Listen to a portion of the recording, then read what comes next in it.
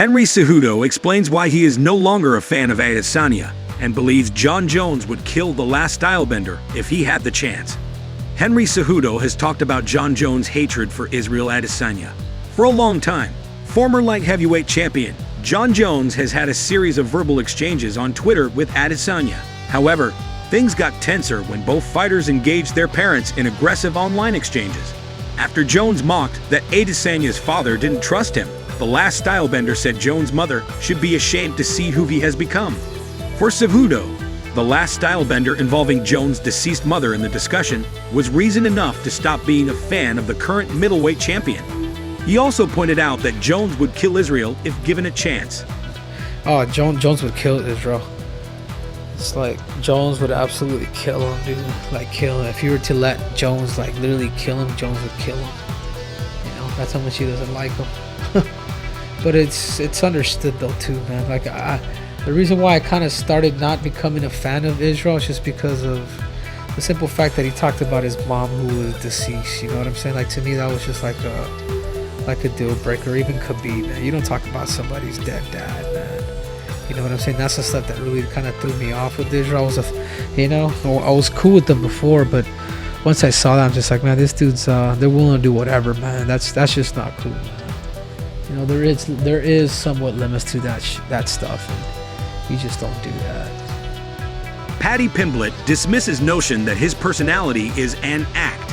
Paddy Pimblett has one of the UFC's most iconic personalities, but for some people, his personality is an act. That's why during a recent appearance on the Hot Boxing with Mike Tyson podcast, Pimblett dismissed the idea that whatever he does is acted and held up the controversial Colby Covington as an example. Finally, the baddie remarked that he didn't like fighters who try to make it to the top by playing a character. That's just me, lad. What you see is what you get, I always say. People always ask, oh, I've got a proper itchy nose here. Dig that shit. People always ask, oh, is it an act, this and that? No, do you think I'd be able to keep up an act like this? That's how hard this would be, lad, to be like this all the time if it's not you. And I don't like people who are like that.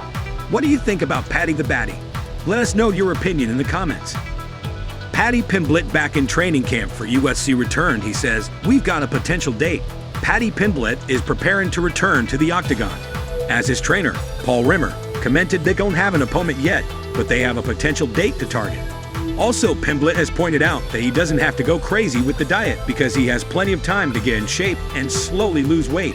If all goes according to plan, we could see Pimblett return to lightweight on December 10th in Las Vegas.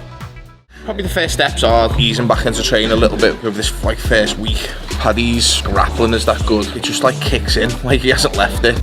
Me and Ellison sat down, wrote some stuff out we want him to work on when he's back. We haven't got an opponent, we've got a potential date, so we just start aiming everything towards then. Since he was 14, 15, he's barely missed a day of training. You see, even when he's in San Diego, he's still training. Trains every day, he knows what he's got to put in. Last camp I had 7-8 weeks tops. This time I got 13 weeks, so I've got 4 extra weeks to just slowly get my weight down, slowly get better, you know what I mean?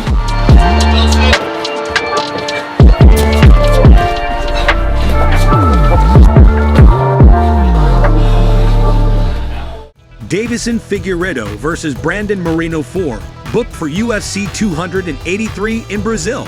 Deiveson Figueiredo and Brandon Moreno will meet for the 4th and possibly final time and fight for the flyweight title. The UFC 283 fight will take place on January 21st in Rio de Janeiro, Brazil. Figueiredo recently announced the fight via the following image posted on Instagram. The fight has been rumored for weeks, but both fighters have finally agreed on a date and venue.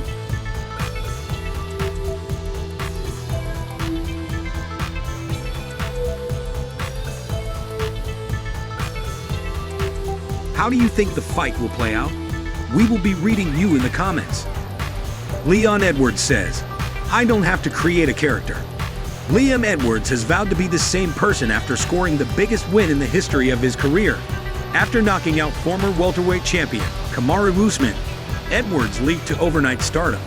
Despite his long journey to the UFC belt, Edwards wants to stay true to himself and doesn't plan to let the money and fame go to his head.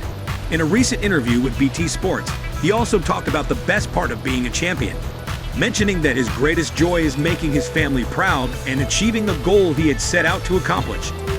it's amazing, man. But I knew that going into the fight, you know, because in the real world, like I can feel the love. Remember in Birmingham, in the UK, when people come up to me and like even kids and other people come up to me and say like what I mean to them. I can feel the love. It's all on social media and the internet. It's all like it's fake, you know. But I know I connect to like the raw people. That's why you got like I'm not phone call.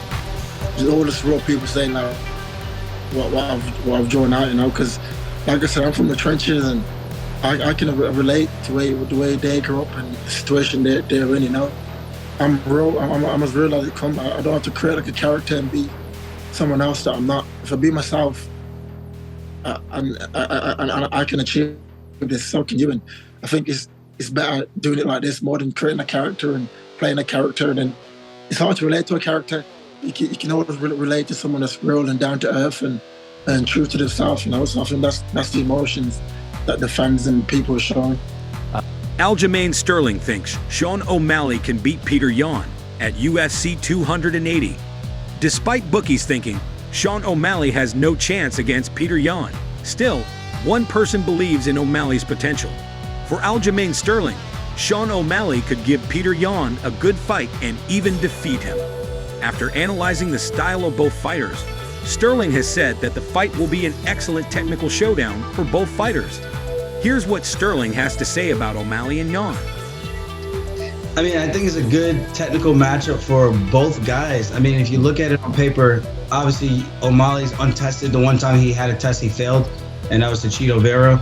Obviously, it's a weird injury that he had with that leg kick. You know, not every day someone's going to kick you in the leg and then you get drop foot.